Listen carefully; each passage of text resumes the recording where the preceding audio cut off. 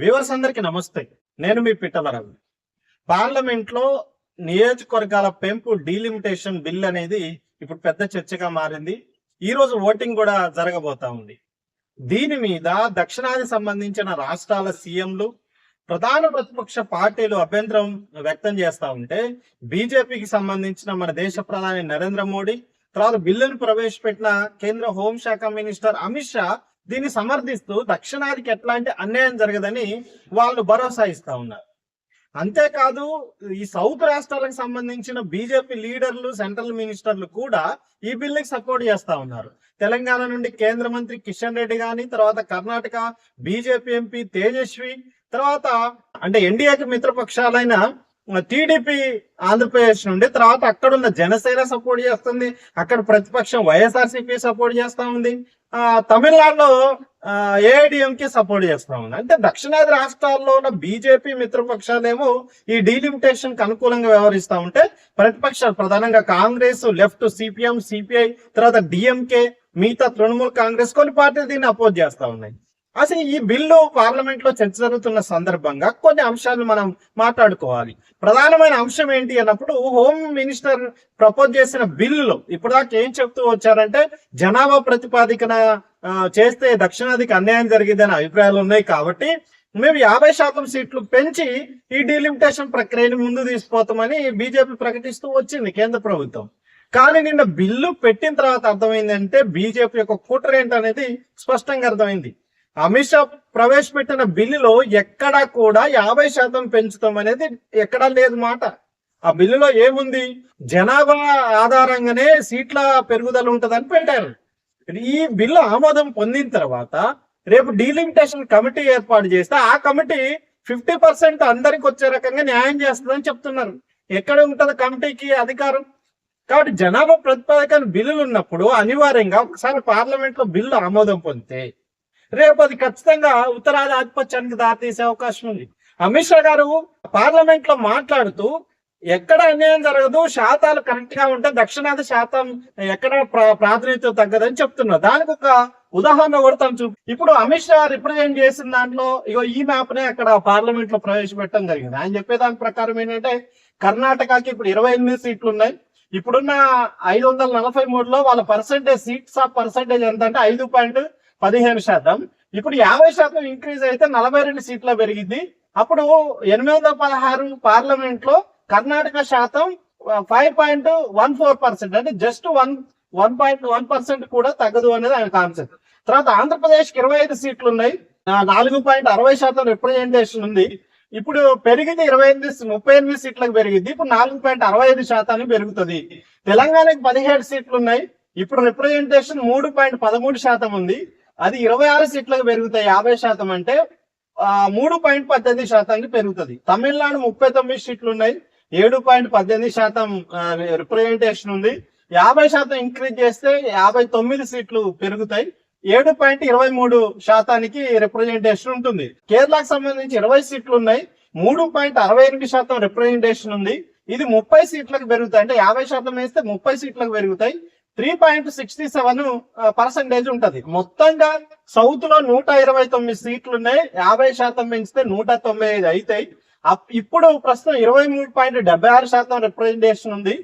పెరిగినా గానీ 23.87% రిప్రజెంటేషన్ కొత్త దాంట్లో వస్తుంది. ఎక్కడ అన్యాయం జరుగుద్ది? ఇక్కడ ఎక్కడ అన్యాయం జరగదు. 50% పెంచినా గానీ సేమ్ 24% ఇప్పుడు ప్రస్తుతం ఏదవుతుందో భవిష్యత్తులో కూడా 24% ఈ దక్షిణాది రాష్ట్రాల యొక్క రిప్రజెంటేషన్ ఉంటది. కాబట్టి అన్యాయం జరగదని ఈ పర్సంటేజ్ మ్యాప్ చూపిస్తున్నారు. కానీ ఇక్కడ మనం మాట్లాడుకోవాల్సి వచ్చింది ఏంటంటే, ఈ 50% పర్సంటేజ్ అమలు చేసినా కానీ దక్షిణాదికి అన్యాయం జరుగుతుంది. ఇక్కడ శాతాల సమస్య కాదు, నెంబరింగ్ సమస్య, సీట్ల సమస్య. ఇప్పటికీ దక్షిణాదికి ఉత్తరాదికి మధ్య ఉన్న రాష్ట్రాలు, అంటే ఉత్తరప్రదేశ్ కి కేరళకు పోల్చుకున్నా, ఉత్తరప్రదేశ్ కి తమిళనాడుకు పోల్చుకున్నా, ఉత్తరప్రదేశ్ కి తెలంగాణకు పోల్చుకున్నా ఆధిపత్యం అనేది యూపీలోనే ఉన్నది. 80 సీట్లు ఉన్న యూపీకి ఇప్పటికే ఉత్తరాది రాష్ట్రాల ఆధిపత్యం ఉంది. ఇంకా దాన్ని పెంచడానికి 50% ఉపయోగపడింది అనేది వాదిస్తా ఉంటే తప్పు అని చెప్తున్నారు. ఇది తప్పుడు ప్రచారం అంటున్నారు. ఇగో ఇప్పుడు నేను వాస్తవాలను మళ్ళొకసారి ముందుకు తీసుకొస్తున్నా. ఎలా అమిత్ షా లేదు ప్రధాని నరేంద్ర మోడీ దేశ ప్రజల్ని సౌత్ ని మోసం చేయడానికి ఈ 50% ఫార్ములాను వాడుతున్నారు. 50% ఫార్ములా వాడినా గానీ ఇది ఉత్తరాది ఆధిపత్యాన్ని పెంచింది అనడానికి ఇంకొక మ్యాప్ మనం స్పష్టంగా చూస్తే అర్థమవుతుంది. ఒక్కసారి ఈ లెక్కలు చూస్తే మనకి స్పష్టంగా బీజేపీ దేశాన్ని అంటే సౌత్ ఇండియాని ఎంత మోసం చేస్తుంది, దేశ ప్రజలను ఎంత మోసం చేస్తుంది అనేది ఈ 50% అంటే శాతాల పేరుతో మోసం ఎట్లా చేస్తుంది అనేది ఇది ఉదాహరణ చూడొచ్చు. ఇక్కడ మనకి యూపీలో 80 నుంచి 40 పెరుగుతాయి, మధ్యప్రదేశ్ 29 నుంచి 15 పెరుగుతాయి, మహారాష్ట్ర 48 నుంచి 24 ఎక్స్ట్రా పెరుగుతాయి, కర్ణాటక 28 సీట్లు ఉంటే 14 పెరుగుతాయి, తెలంగాణ 17 ఉంటే 9 పెరుగుతాయి, ఆంధ్రప్రదేశ్ 25 ఉంటే 13 పెరుగుతాయి, కేరళ 20 ఉంటే 10 పెరుగుతాయి, తమిళనాడు 39 ఉంటే 20 పెరుగుతాయి. సో ఇలా పెరుగుతాయి కదా, సేమ్ రేషియో కదా అని చెప్తున్నారు. ఇగో ఇక్కడ చూస్తే మనకి స్పష్టంగా అర్థమవుతుంది వీళ్ళ యొక్క మాయాజాలం, మాయ ఈ శాతాల పేరుతోటి ఉత్తరాది ఆధిపత్యాన్ని ఎట్లా పెంచాలనుకుంటున్నారు. అందరూ ఏమంటున్నారంటే ప్రతి రాష్ట్రానికి 50% వేస్తారు కదా, న్యాయమే కదా అనే విషయాన్ని ముందుకు తీసుకొస్తున్నారు. నిజమే, కానీ 50% పెరిగినా ఇది ఉత్తరాది ఆధిపత్యానికే దారితీస్తుంది. ఒక్కసారి దీన్ని చూద్దాం. ఇప్పుడు ఉత్తరప్రదేశ్కి 80 సీట్లు ఉన్నాయి, కేరళకి 20 సీట్లు ఉన్నాయి.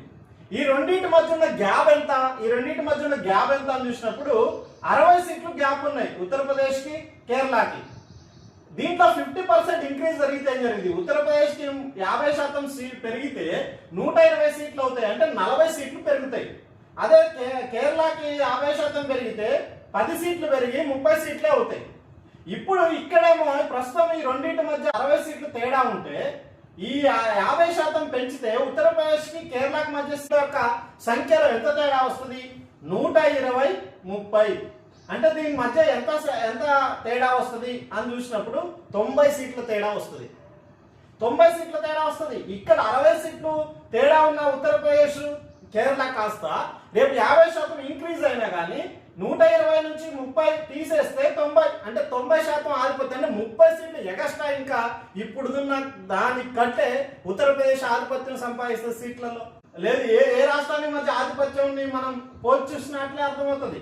నీకు తమిళనాడుకి మిగతా ఏదైతే ఉత్తరప్రదేశ్ చూసినా ఇప్పుడు ఎగ్జాక్ట్లీ 40 సీట్ల తేడా ఉందనుకో, రేపు ఈ రెండింటి మధ్య దాదాపు 60 సీట్ల తేడాగా మారుతుంది. సో ఈ మ్యాప్ ఒక్కసారి మనం పర్టికులర్ గా చూస్తే అర్థమవుతుంది ఏంటంటే 50% పేరుతో కూడా ఉత్తరాది ఆధిపత్యం పెరిగింది. ఇక్కడ కావాల్సింది శాతాలు కాదు, ఇక్కడ కావాల్సింది నెంబర్ గేమ్. ఎన్ని సీట్లు అనేది ముఖ్యం. ఎంత శాతం 50% రిప్రజెంటేషన్ చేస్తాం, లేకపోతే పాత ఉన్న శాతాలన్నీ సేమ్ ఉంటున్నాయి కదా అని మాయాజాలం చేస్తున్నారు. ఒకవేళ ఇదే నిజమైతే దక్షిణాదికి అన్యాయం జరగట్లేదని బీజేపీ అనుకుంటే ఎందుకు బిల్లులో 50% అని కూడా పెట్టలేదు? మీరు చెప్పిన 50% కూడా బిల్లులో ఎందుకు చేర్చలేదు? అంటే అర్థం ఏంటి అంటే రేపు డీలిమిటేషన్ కమిషన్ వేసిన తర్వాత ఉత్తరాది రాష్ట్రాల యొక్క సీట్లను పెంచి దక్షిణాదికి అన్యాయం చేస్తారు.